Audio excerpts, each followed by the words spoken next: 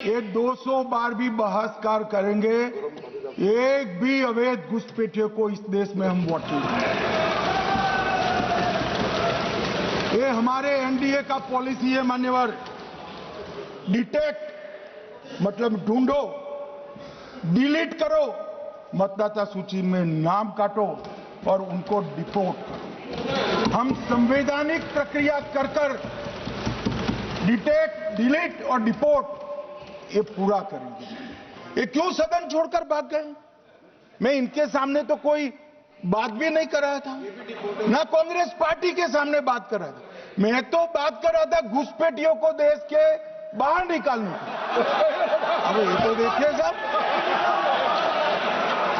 अगर मैंने इतने सारे आरोप करे श्री जवाहरलाल नेहरू पर, इंदिरा गांधी पर, इनके पिताजी पर, सोनिया जी पर, तब भागते तो लाजिम था।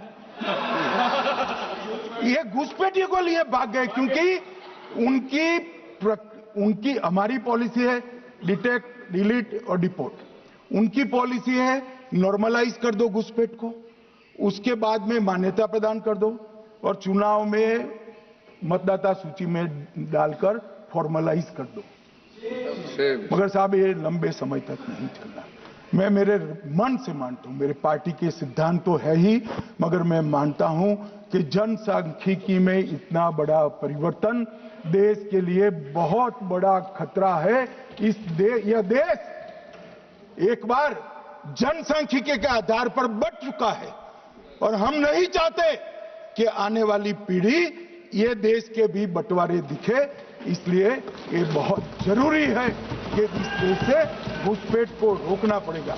मान्यवर, ये कहते हैं कि घुसपैठ हो रही है, भारत सरकार की जिम्मेदारी नहीं है।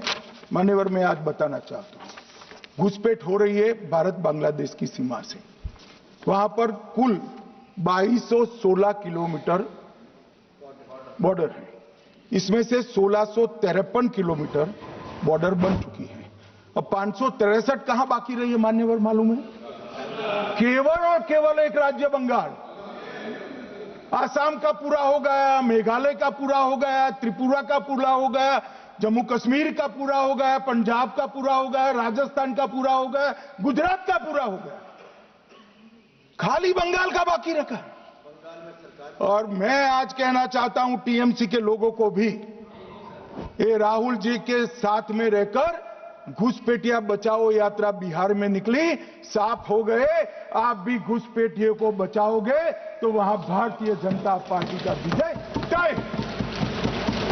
मान्यवर, ये कहते हैं कि घुसपैठ क्यों हो रही? आप बॉर्डर नहीं बनाने देते, फेंसिंग नहीं करने दोगे, घुसपैठ नहीं होगी। फिर भी चलो, मैं पूछना चाहता हूं कि घुसपैठ होकर सबसे पहले घुसपैठिया कहां आता है? कहां आता है? तो गांव में आता है। पटवारी को मालूम नहीं पड़ता, गांव के थाने वाले को मालूम नहीं पड़ता। इसकी मतदाता सूची में नाम डालने के लिए आधार कार्ड कहां बनता है? वहीं बनता है। उसका राशन कार्ड कहां बनता है? बंगाल में बनता है। और मतदाता सूची में कौन सी मतदाता सूची में ऐड होता है? तो बंगाल में होते। आपकी कोई जिम्मेदारी नहीं है। मान्यवर, ये देश के भविष्य और सुरक्षा के साथ खिलवाड़ कर रहे। कभी कभार चुनाव तो जीत जाओगे घुसपैठियों के आधार पर, परंतु इस देश की सुरक्षा को आप ताक पर रखो।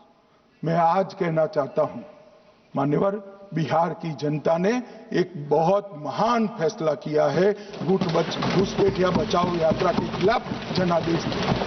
और बंगाल भी ये करने जा रहा है मान्यवर, आने वाले दिनों में करेंगे, उनको मालूम नहीं। मान्यवर, मैं एक कल राहुल गांधी जी ने एक विषय कहा था कि सारी संवैधानिक संस्थाएं आपने करप्ट कर दी। मैंने पूरा बताया कि चुनाव आयोग की नियुक्ति के पहले क्या नियम थे। उन्होंने ये कहा कि महत्वपूर्ण पद पर आरएसएस की विचारधारा के लोग रख लिए जाते हैं। तो इसमें क्या आपत्ति है भाई? क्या इस देश में कोई कानून बना है कि आरएसएस की विचारधारा वाले हैं उनको कोई महत्वपूर्ण? अरे इस देश का प्रधानमंत्री आरएसएस की विचारधारा वाला है। इस देश का गृह मंत्री आरएसएस की विचारधारा वाला है और जनादेश से बनकर आए, आपकी कृपा से बनकर नहीं आए मान्यवर। मगर उन्होंने क्या किया था वो मैं फिर बताना चाहता हूं। 1969 में इस देश का राष्ट्रपति का चुनाव हुआ। 1969 में इंदिरा जी अपनी पार्टी के अंदर ही संघर्ष करती थी।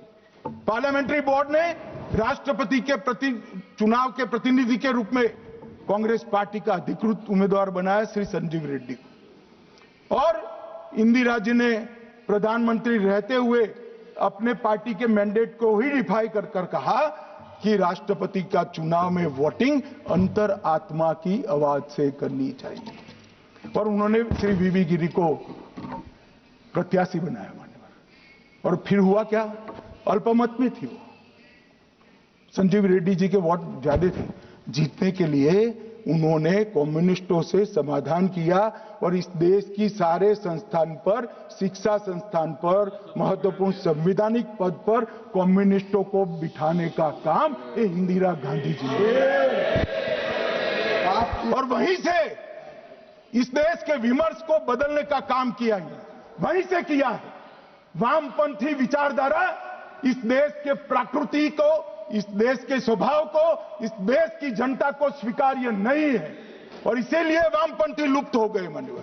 उन्होंने इस देश के युवा धन को वामपंथी विचारधारा पर डाइवर्ट करने का काम किया है, जो 2014 से फिर से नरेंद्र मोदी जी ने इसको एक अच्छी तरीके से, लोकतांत्रिक तरीके से परिष्कृत करने का काम कर रहे हैं मान्यवर। और ये कह रहे हैं कि आरएसएस के विचारधारा वालों को रखते हैं। कोई ऐसा कानून नहीं है मान्यवर कि आरएसएस की विचारधारा वाला व्यक्ति कोई, आरएसएस की विचारधारा क्या है? देश के लिए मरना ही आरएसएस की विचारधारा है। देश को समृद्धि के परम शिखर पर ले जाना ही आरएसएस की विचारधारा है। देश की संस्कृति का झंडा बुलंद करना ही आरएसएस की विचारधारा। ये क्या समझाते हैं? हम ऐसे मान लेंगे? हम नहीं डरते साहब किसी से, हम नहीं डरते। मैं मेरी ही बात करता हूं।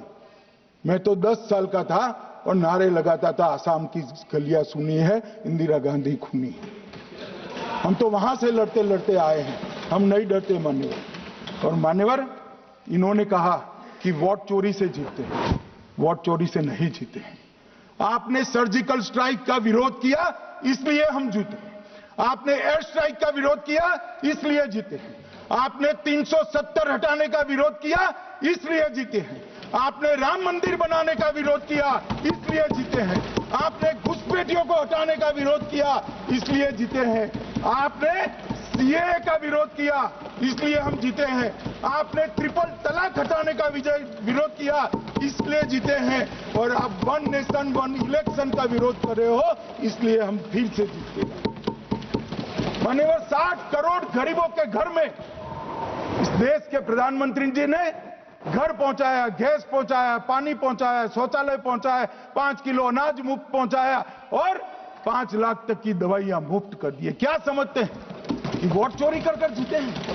इस देश के इंफ्रास्ट्रक्चर को 40 साल देख लीजिए और हमारे 11 साल देख लीजिए, इंफ्रास्ट्रक्चर को 3 गुना बढ़ाने का काम हमारे प्रधानमंत्री नरेंद्र मोदी, और इसलिए जनता हमें जिताती है। और मैं तो अभी भी कहना चाहता हूं, चले गए हैं मान्यवर, मैं अभी भी कहना चाहता हूं, यार कांग्रेस पार्टी तुझे टिकट तो देती नहीं है मान्यवर,